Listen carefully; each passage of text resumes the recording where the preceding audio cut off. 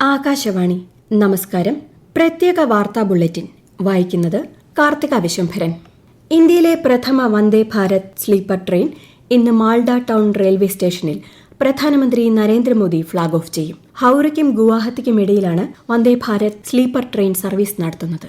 16 ആധുനിക കോച്ചുകൾ ഉൾപ്പെടുന്ന ട്രെയിനിൽ ആകെ 823 യാത്രക്കാരെ ഉൾക്കൊള്ളാൻ കഴിയും. കൂടാതെ പശ്ചിമ ബംഗാളിലെ 4 പ്രധാന റെയിൽവേ പദ്ധതികൾക്കും പ്രധാനമന്ത്രി തുടക്കം കുറിക്കും. പ്രധാനമന്ത്രി നരേന്ദ്രമോദി ഇന്ന് വൈകിട്ട് അസം സന്ദർശിക്കും. 2 ദിവസത്തെ സന്ദർശന വേളയിൽ പ്രധാനമന്ത്രി നിരവധി വികസന പദ്ധതികൾക്ക് തറക്കല്ലിടും. 2 പുതിയ അമൃത് ഭാരത് എക്സ്പ്രസ് ട്രെയിനുകൾ അദ്ദേഹം ഫ്ളാഗ് ഓഫ് ചെയ്യും. ഇന്ന് വൈകിട്ട് ഗുവാഹത്തിയിൽ നടക്കുന്ന പരമ്പരാഗത ബോഡോ സാംസ്കാരിക പരിപാടിയിൽ പ്രധാനമന്ത്രി പങ്കെടുക്കും. 10,000-ലധികം ബോഡോ കലാകാരന്മാർ അണിനിരക്കുന്ന ബാഗൂരുമ്പ നൃത്തം പരിപാടിയിൽ അവതരിപ്പിക്കും. നാളെ നാഗോൺ ജില്ലയിൽ 6,950 കോടി രൂപയിലധികം വിലമതിക്കുന്ന കാസിരംഗ എലിവേറ്റഡ് കോറിഡോർ പദ്ധതിക്കായി പ്രധാനമന്ത്രി ഭൂമിപൂജ നടത്തും. തൃശൂർ തേക്കിൻകാട് മൈതാനത്ത് നടക്കുന്ന 64ാമത് സംസ്ഥാന സ്കൂൾ കലോത്സവം 4ാം ദിനത്തിലേക്ക് കടക്കുമ്പോൾ 741 പോയിന്റുകളുമായി മുന്നേറ്റം തുടർന്ന് കണ്ണൂർ ജില്ല. 728 പോയിന്റുമായി കോഴിക്കോടാണ് തൊട്ടുപിന്നിൽ. തൃശൂരും പാലക്കാടും 726 പോയിന്റുകളുമായി 3ാം സ്ഥാനം പങ്കിടുന്നു. നാളെ വൈകിട്ട് നടക്കുന്ന കലോത്സവത്തിന്റെ സമാപന സമ്മേളനം പ്രതിപക്ഷ നേതാവ് VD സതീശൻ ഉദ്ഘാടനം ചെയ്യും. നടൻ മോഹൻലാൽ ചടങ്ങിൽ വിശിഷ്ടാതിഥിയാകും.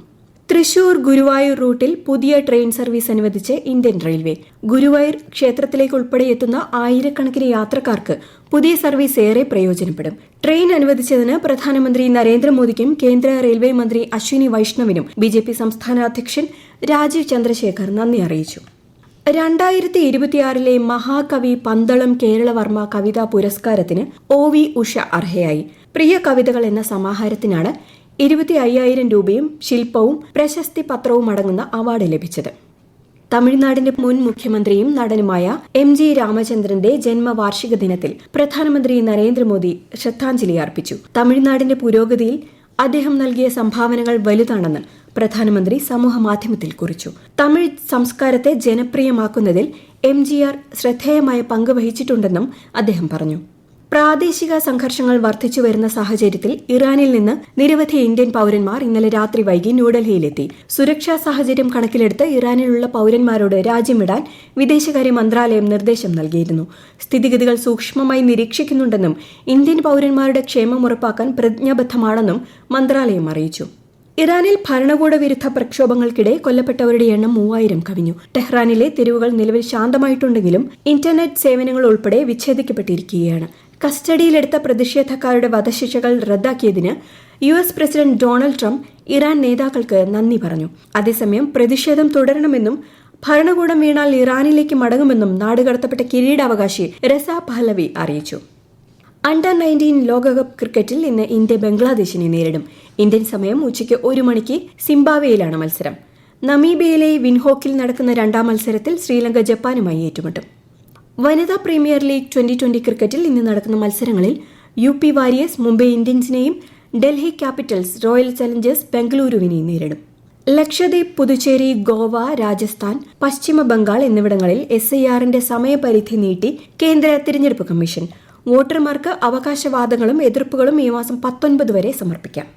വയനാട് പുൽപ്പള്ളിയിൽ വിദ്യാർത്ഥിനിക്ക് നേരെ ആസിഡ് ആക്രമണം. പൊള്ളലേറ്റ പ്രിയദർശിനി ഉന്നതിയിലെ മണികണ്ഠന്റെ മകൾ മഹാലക്ഷ്മിയെ കോഴിക്കോട് മെഡിക്കൽ കോളേജിൽ പ്രവേശിപ്പിച്ചു.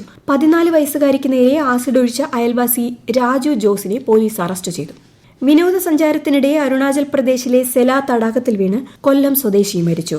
നെടുമ്പന കുരിപ്പള്ളി പുത്തൻചന്ത സ്വദേശി ബിനു പ്രകാശാണ് മരിച്ചത്.